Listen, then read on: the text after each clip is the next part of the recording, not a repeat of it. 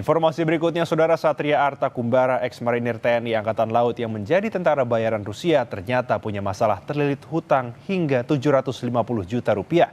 Satria tersangkut kasus judi online sebelum desersi dan bergabung dengan operasi militer di Rusia.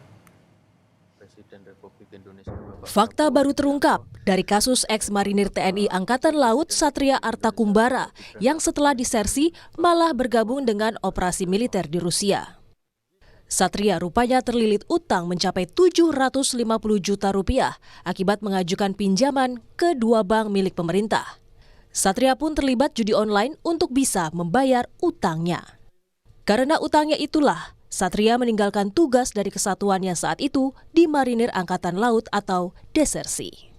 Nah, yang bersangkutan memang jejak rekornya ada ke sana yang mengakibatkan dia keluar dari Korps Marinir, salah satunya itu kehidupan hedonis, kemudian pinjam di bank, ya mungkin pinjol, dia ada berkaitan dengan bank di BRI dan BNI, angkanya kurang lebih di 750 juta. Mungkin untuk menutup itu dia judi online. Ternyata judi online ini kan tidak membantu, bahkan akan lebih terjerumus ke dalamnya, sehingga tidak bisa mengatasi itu. Dia disersi, diawali dengan mangkir, disersi di tahun 2022 dia sudah menghilang.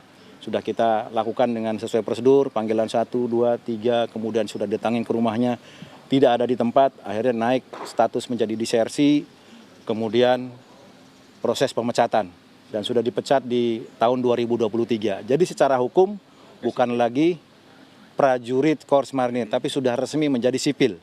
Dengan hukuman tambahan, dipecat dari dinas, hukuman tahanan 1 tahun. Kini Satria Arta Kumbara mengaku menyesal telah menandatangani kontrak sebagai tentara asing dan ingin kembali menjadi WNI.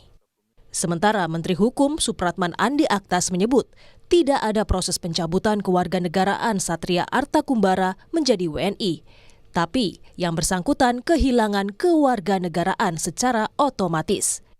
Jika ingin kembali menjadi WNI, yang bersangkutan harus mengajukan permohonan kewarganegaraan kepada Presiden melalui Menteri Hukum.